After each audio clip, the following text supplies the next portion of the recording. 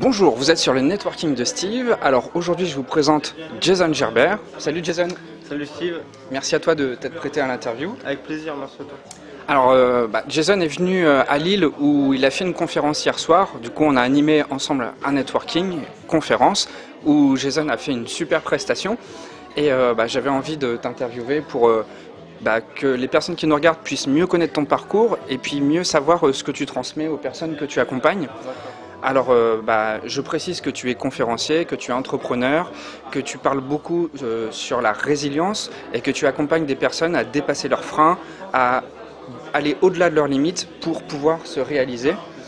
Et ta force à toi, c'est vraiment le pouvoir du moment présent, c'est surtout accueillir ce qui est. Et tu es très bon pour mettre le doigt sur ce qu'il y a de présent en chaque personne. C'est une de tes grandes facultés. Alors, justement, toi, dans ton storytelling, tu expliques bien que tu as fait de ton handicap une force. Et je voulais savoir quel a été ton premier déclic. Quel était le déclic qui t'a permis de prendre conscience que tu pouvais transformer tout ça?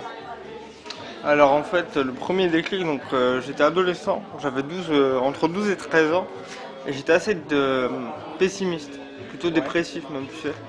Il y avait la crise d'ado, plus le handicap, plus la différence, plus tout ce qui me rongeait, la comparaison aux autres.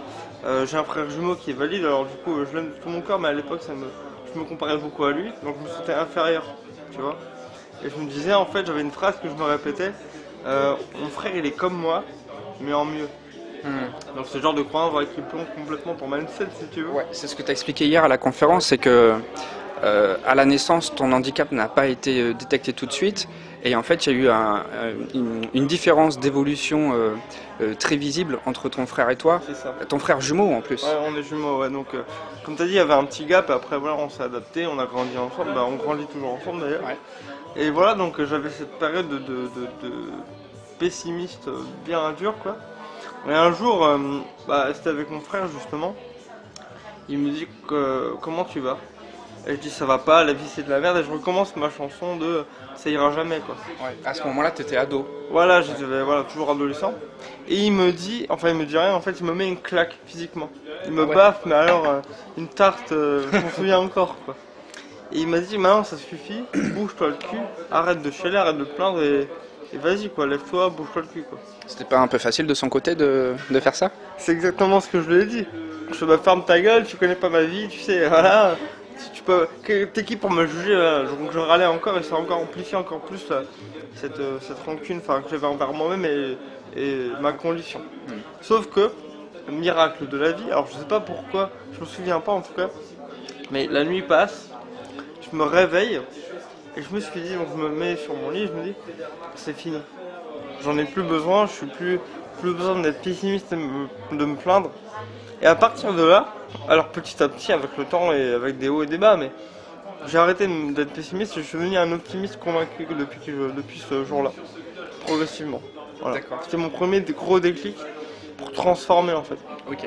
Dans ton processus de transformation, qu'est-ce qui était le plus difficile pour toi? Le plus difficile, c'était d'accepter qui j'étais en fait. D'accepter que mon handicap justement, parce que qu'est-ce qui faisait que je souffrais de ce handicap? C'est que je le rejetais. Donc le plus dur c'était d'y résister. Parce que j'y résistais, donc il prenait de l'ampleur, de la place, mais il m'écrasait. Donc pour moi le plus dur c'est de prendre un peu de recul et d'observer avec plus de neutralité et de bienveillance mon état pour ensuite l'accepter, l'accueillir et comme je dis dans la conférence, accepter, accueillir, pour ensuite transformer nos handicaps. D'accord. Justement, tu parles d'accepter, d'accueillir pour mieux transformer. Et comment tu as fait pour... Est-ce que tu as des mots plus concrets, tu peux décrire des phases plus concrètes où tu as permis de dépasser cette vision pessimiste que tu avais de toi? C'était l'envie, en fait, l'envie de faire mieux, l'envie de me dépasser justement. Parce que quand j'étais en stade dépressif, quand je suis passé de l'autre côté, j'avais envie de progresser, de prouver que je pouvais dépasser ma condition. En fait, c'est du mindset pur. En fait, on peut appeler ça de la volonté à l'époque. C'était ça. C'est ils verront de quoi je suis capable. Tu vois, c'était une vision de moi plus grande que les autres ne voyaient pas encore, mais que moi j'avais en moi et je voulais le sortir en fait. Tu vois. C'est-à-dire qu'au moment où tout le monde comprend ça, parce qu'on est tous pareils. Tu vois, on a une période de souffrance. Et après on en a marre, ça suffit, tu vois, on n'a plus besoin, mais on a envie d'aller plus loin. Donc on est dans l'ambition, dans le travail, on a envie de faire mieux. Donc c'était ça en fait, je voulais montrer ce que j'avais dans les tripes en fait. Donc je me suis bougé et voilà. Après, Ok. Est-ce que tu peux nous dire, toi, quelle est ta propre définition de la résilience? la résilience. Je dirais que c'est la capacité comme on parle que de ça en fait, de transformer, c'est juste. Parce que la résilience, tu prends une définition, on va dire classique, Oui. c'est le fait de dépasser les souffrances pour en faire un exemple, pour en faire un moteur, pour en faire un pouvoir. Il y a beaucoup de gens qui écrivent des livres après leurs choses atroces, ils font des témoignages, ils passent à la télé. Enfin, voilà. Ça, c'est la résilience. Montrer que peu importe d'où on vient, peu importe qui on est, peu importe nos conditions, on peut être absolument qui on veut. En fait. Parce qu'au fond, on a tous le même schéma, le même parcours. Quoi. Maintenant, ta posture de conférencier, de coach, de personne qui accompagne, Ouais. est-ce que quelque part c'est le fruit d'une transformation? Parce que tu avais expliqué hier pendant la conférence que tu as fait des études de droit, tu es allé jusqu'à Bac+5, après tu as fait des études de psycho, tu es allé jusqu'à la licence. Ouais. Tu t'es aperçu que ça convenait pas à qui était Jason Gerber. Ouais.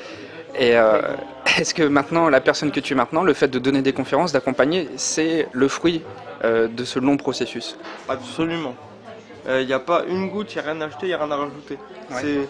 T'enlèves une donnée dans l'équation, tout s'écroule. Donc Ouais. en fait, quand on revient en arrière, quand on tire le fil en arrière, t'enlèves une situation, une conversation en moins avec quelqu'un et tout. Enfin, je serais pas le même homme que je suis aujourd'hui. Et tu parles de conférences, tu parles de coaching. Aujourd'hui, ce que je fais, et surtout ce que j'ai fait hier avec toi, et je te remercie encore pour ta confiance et ton invitation à donner cette conférence avec plaisir. avec toutes ces belles personnes, parce que là, je me sens vraiment aligné en fait. Ouais. J'ai rien à rajouter, rien à enlever, et je fonctionne comme ça au quotidien. Tu sais que tu es sur le chemin où tu dois te trouver. Voilà, Ok. ouais, je dirais, voilà, c'est exactement ça. Est-ce que tu considères que justement, j'ai parlé de ton ancien cursus universitaire en psycho et en droit, Ouais, est-ce que tu avais fait fausse route? Est-ce qu'à l'heure d'aujourd'hui, tu considères que tu as fait fausse route à ce moment-là? non. Au Pourquoi? contraire.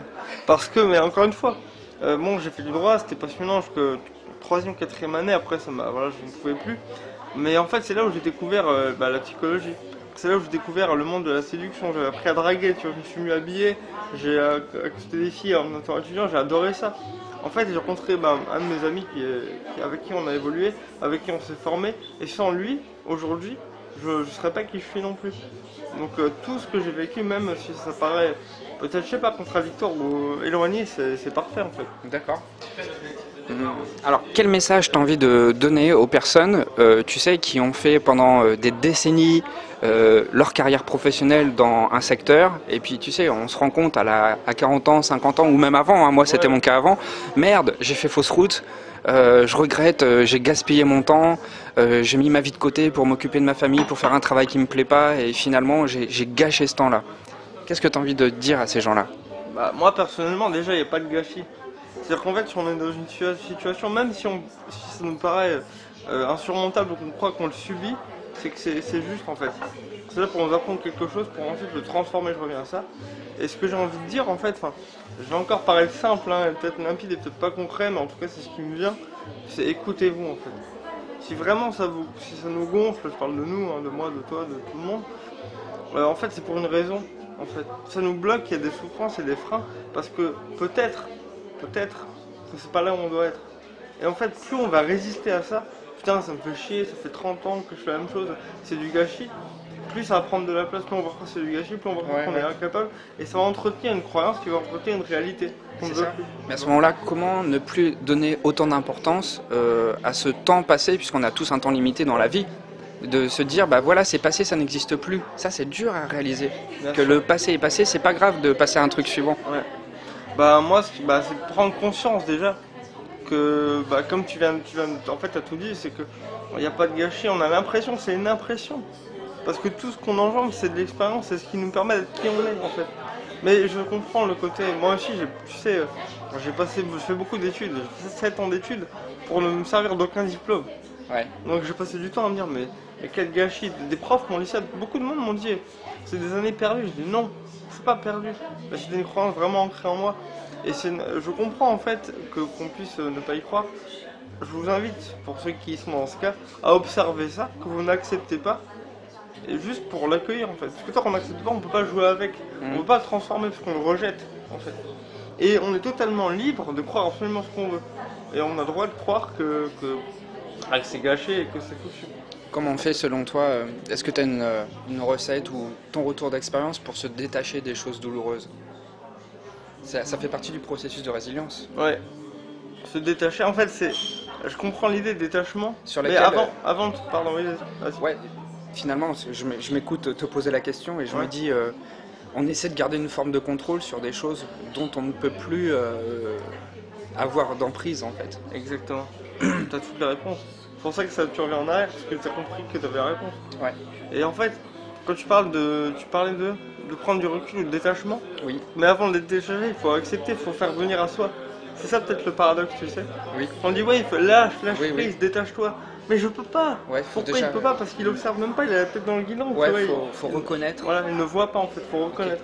D'accord. Ouais. Ok. Alors aujourd'hui, tu es quelqu'un qui est de plus en plus reconnu pour ses talents. Tu as participé à la journée de l'audace à Toulouse, invité par Yannick Alain. Ouais.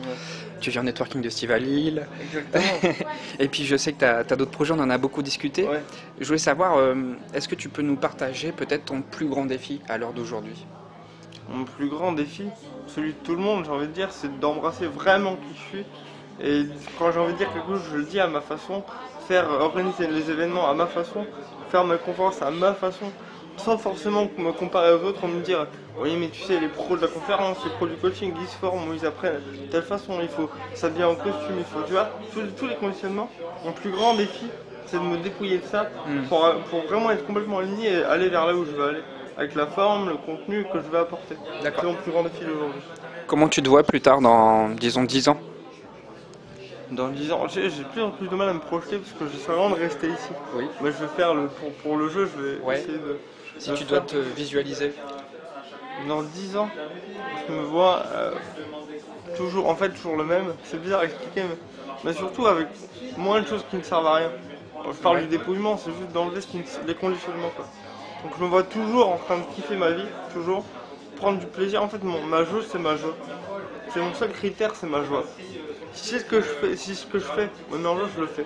Donc dans 10 ans, je me vois encore plus aligné avec ça et faire vraiment les choses naturellement. Tu vois, là, j'ai rien préparé, tu m'as pas proposé des questions et je me connecte à ce que je suis vraiment et je laisse sortir ce qui sort. Et c'est mieux, Et- parce que sinon tu aurais mentalisé. Voilà, exactement, et je veux plus de ça. Je veux plus de ça. Je veux être Ouais. vraiment présent, quoi. Donc, C'est intéressant ce que tu dis, parce que là où beaucoup de personnes, ça m'arrive même parfois de dire la joie viendra quand j'aurai réalisé ci, ça, Oui. quand j'obtiendrai ci, ça. la projection. Voilà, c'est ça. Et en fait, toi, tu prends le truc à contre-pied. D'abord, tu te focalises sur la joie Toujours. et tu sais que ça va t'amener, par conséquence, voilà, des choses qui sont évidentes, peut-être plus de confort, peut-être plus d'aisance dans le monde matériel et tout ça. Oui. Oui, parce que tout est là. Ouais. La joie, c'est le nôtre. Je parle de moi, mais je parle de nous toujours. Hein. Il y a Ouais. moi, nous, il y a une connexion. C'est qu'en fait, pour moi, la joie, c'est le seul chemin à suivre. En fait, c'est le seul choix. Ouais. Le seul choix, c'est la joie, en fait. Ouais. Parce qu'en fait, quand on est sur ce chemin-là, tout s'ouvre. Tu vois, en fait, l'argent, la reconnaissance, le succès ou la réussite qu'on va chercher, c'est la conséquence d'incarner la joie qu'on est déjà. Exact. On croit, mais on a oublié qu'on est déjà cette joie-là, en fait. Ouais. Et c'est s'y connecter qui permet d'accéder et donc d'avancer dans la direction qui est la nôtre. Carrément. Comme tu le fais là, en fait, et comme on le fait ici. Oui, ça me fait penser à une citation qui dit l'ego dit je serai serein une fois que j'aurai réalisé tout ce que je dois faire. Ouais. Et l'âme répond sois d'abord serein et ensuite tu obtiendras et tu réaliseras tout ce que tu dois faire. C'est ça, c'est exactement ça. Ouais. C'est Ça parfait. rejoint exactement ce que tu viens de dire. Ouais. Alors, pour les personnes qui nous regardent et pour conclure cette vidéo, quel message as-tu envie de partager aux personnes qui ont cet irrépressible besoin de se réaliser, mais pour qui il y a des freins, qui peuvent se trouver dans des situations inextricables? Je pense par exemple à des entrepreneurs qui ont du mal à se développer, ou à des personnes en transition de vie qui ont du mal à quitter leur travail ou qui veulent changer de vie. Ok. Appelez-moi. Non, D'abord en vidéo et ensuite appelez Jason. voilà, c'est ça. Non, Bah déjà je comprends, vraiment je comprends ce qu'on peut ressentir à ces moments-là. En fait c'est, alors je vais encore être peut-être pas très concret, mais c'est très concret ce que je dis, même si en apparence ça l'est pas, enfin peut-être pour certains. C'est écoutez-vous et faites la première chose qui vient. Et observez en fait les frustrations, manque d'argent, manque de succès. Comment on fait pour, je sais pas, pour se développer comme tu l'as dit. Faites la première chose qui vous vient. Vous pouvez réécouter une vidéo, appeler un ami, appeler, vouloir donner une interview à un conférencier connu ou quelqu'un qu'on admire. La première chose qui vient. Inscrivez-vous à un événement. Si vous, on se code Facebook, on voit une pub, ah tiens ça pourrait être cool. Mais si vous le sentez, faites-le. Faites tout le temps la première chose qui vous vient et tout vous sera donné par la suite. Moi, c'est comme ça que je fonctionne. Donc, connectez-vous à vous-même, écoutez-vous toujours. Et même s'il y a des choses qu'on vous dit, pro ou pas pro, des gens qui ont l'autorité ou pas, qui vous dérangent, c'est pas grave. C'est que c'est peut-être que vous n'êtes pas prêt à entendre, peut-être que c'est pas votre style, votre énergie. Donc, écoutez-vous et faites la première chose qui vous vient. Pas en termes de sentiments ou de sens physique, mais plus d'évidence. Je parlais de la joie. Suivez votre joie intérieure ou votre calme intérieur quand vous sentez que c'est juste. Faites ça. Vous verrez, tout arrive. Ok. Ce que tu dis, c'est un peu l'essence de l'alignement, quelque part. Exactement. En tout cas, ouais, on peut voir ça comme ça. Moi, je fais ça de plus en plus depuis quelques mois. Et bah, on est en interview, on a donné une super conférence ensemble hier. Et tout ça, je l'ai fait parce que je suis ma joie en permanence. Et tout s'ouvre en fait pour moi. J'ai des retours incroyables, on fait une super... Enfin voilà. Et c'est pareil pour tout le monde. Moi, je parle de moi, mais je parle autant de moi que de vous. En fait, on n'est pas séparés. En fait, on croit qu'on est différents, mais on a la même essence. Donc en fait quand je dis, enfin on est tous pareils, donc suivez votre joie, faites la première chose qui vous vient et tout arrive.